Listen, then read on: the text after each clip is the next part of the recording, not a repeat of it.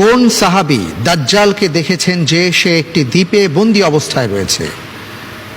ক ওসমান রাদিয়াল্লাহু আনহু, খ আব্দুল্লাহ বিন জুবাইর রাদিয়াল্লাহু আনহু, গ ওমর ফারুক রাদিয়াল্লাহু আনহু, ঘ তামিম আদ-দারি রাদিয়াল্লাহু আনহু।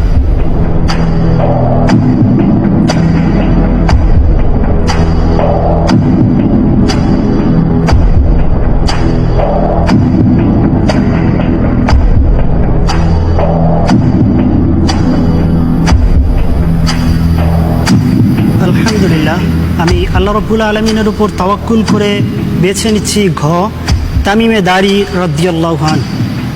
লক করে দেওয়া হোক ঘ তামিম আদ-দারি রাদিয়াল্লাহু আনহু। আপনার উত্তরটি সঠিক হয়েছে। আলহামদুলিল্লাহ, মাশাআল্লাহ। আমরা একটু শেখ আহমদুল্লাহ আপনার কাছে আসব যে এখানে যে প্রশ্নটি এসছে দাজ্জালের ব্যাপারে। আমরা জানি যে দাজ্জালীয় ফিতনা একটি ভয়ঙ্কর বিষয়।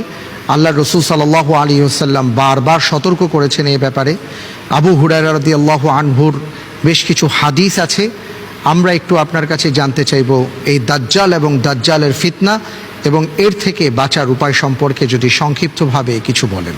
আলহামদুলিল্লাহ, দাজ্জাল ইসলামের অত্যন্ত গুরুত্বপূর্ণ আকীদার অংশ। কারণ রাসূল করিম সাল্লাল্লাহু আলাইহি ওয়াসাল্লাম কিয়ামতের পূর্বে যে সকল বড় এবং বৃহৎ আলামতের কথা বলেছেন, 10টি বড় বড় আলামতের কথা বলেছেন, তার মধ্য থেকে দাজ্জাল অন্যতম। কিয়ামতের ঠিক পূর্ব মুহূর্তে দাজ্জালের আবির্ভাব ঘটবে এ বিষয়ে রাসূল আকরাম সাল্লাল্লাহু আলাইহি ওয়াসাল্লাম বহু হাদিসে সতর্ক করেছেন এবং তিনি একাই নন। তিনি বলেছেন তার পূর্বে যত নবী এসেছেন সকলেই তাদের উম্মতকে দাজ্জালের ব্যাপারে সচেতন করেছেন, সাবধান করেছেন, সতর্ক করেছেন।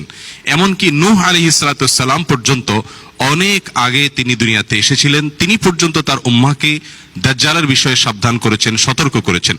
অতএব দাজ্জালের আগমন এবং আবির্ভাব ঘটবে কিয়ামতের ঠিক পূর্ব মুহূর্তে, এই বিষয়টি ইসলামী আকীদার গুরুত্বপূর্ণ একটি অংশ।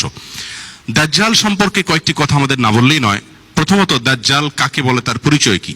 দাজ্জাল শব্দটির অর্থ মূলত মহামিথ্যুক, যে প্রচুর পরিমাণে মিথ্যা কথা বলে এবং বড় বড় বৃহৎ মিথ্যা কথা বলে, এজন্য তাকে দাজ্জাল বলা হয়। আর তার মিথ্যাবাদিতার সবচেয়ে বড় দিক হলো সে নিজেকে কখনো রাসূল দাবি করবে, কখনো নিজেকে স্বয়ং আল্লাহ দাবি করবে, সৃষ্টিকর্তা দাবি করবে। এভাবে নানাবিধ মিথ্যা কথা সে বলবে এবং মানুষকে প্রতারিত করবে, এজন্য তাকে দাজ্জাল বলা হয়। এই দাজ্জালের বেশ কিছু বৈশিষ্ট্য রাসূল আকরাম সাল্লাল্লাহু আলাইহি ওয়াসাল্লাম আমাদেরকে বলেছেন। তার ভিতরে একটি হলো তার কপালে দুই চোখের মধ্যবর্তী জায়গায় কাফের লেখা থাকবে এবং নিরক্ষর এবং অক্ষর জ্ঞান সম্পন্ন প্রত্যেকটা লোক সেই শব্দটি পড়তে পারবে। অর্থাৎ তার কপালে যে কাফের বা অবিশ্বাসী এটি লেখা আছে এটা সবাই জানতে পারবে। সেই সাথে আল্লাহ সুবহানাহু ওয়া তাআলা তাকে অলৌকিক কিছু পাওয়ার দিবেন। তার হাতে প্রচুর পরিমাণে শক্তি থাকবে, অদৃশ্য শক্তি। যেমন সে মৃত মানুষকে জীবিত করে ফেলতে পারবে। সে অনেক সময় দেখা যাবে যে একজন মানুষকে হত্যা করে ফেলবে, এরপর তাকে আবার জীবন ফিরিয়ে দিবে। আবার দেখা যাবে যে সে কোনো জায়গায় অনাবৃষ্টির সমস্যা আছে, সেখানে হঠাৎ বৃষ্টি নিয়ে আসবে। এ ধরনের অলৌকিক অনেক ক্ষমতা আল্লাহ সুবহানাহু ওয়া তাআলা তাকে দিবেন, শুধুমাত্র কিয়ামতের পূর্ব মুহূর্তে পৃথিবীতে টিকে থাকা মুমিনদের ঈমানকে পরীক্ষা করার জন্য। যে মুমিনরা আল্লাহ সুবহানাহু ওয়া তাআলার প্রতি বিশ্বাসটা প্রগাঢ় আছে নাকি এই ধোঁয়াশা দেখে তাদের ঈমান তারা বিক্রি করে দেয়। রাসূল আকরাম সাল্লাল্লাহু আলাইহি ওয়াসাল্লাম দাজ্জাল প্রসঙ্গে আরো বহু কথা বলেছেন, যা এই স্বল্প পরিসরে বলা সম্ভব নয়। মোটামুটি দাজ্জালের একটি পরিচিতি আমরা পেলাম।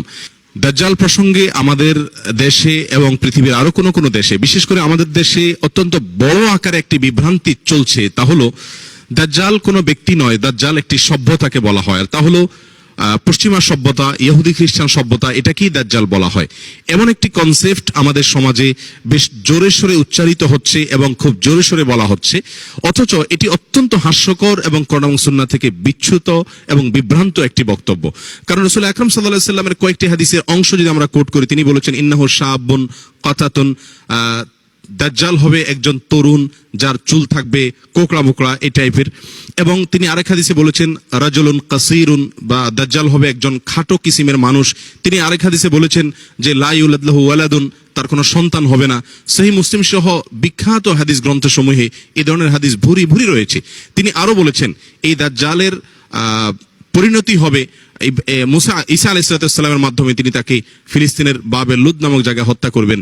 তাহলে এই সব বিষয়গুলো প্রমাণ করছে যে দাজ্জাল একজন ব্যক্তি এবং রাসূল আকরাম সাল্লাল্লাহু আলাইহি সাল্লাম আদম সন্তান হবে, মানুষ হবেন, যুবক হবে, তার চুলের বিবরণ কি, তার চোখের বিবরণ কি, তার দৈহিক গঠন কি হবে এবং তাকে কোথায় হত্যা করা হবে, কে হত্যা করবে, এই সব কিছু বিস্তারিত বলার পরেও যদি আমরা কেউ মনে করি দাজ্জাল হলো কোনো সভ্যতার নাম, তাহলে এটি কোরআন এবং হাদিসের সুস্পষ্ট বিকৃতি ছাড়া আর কিছুই নয়।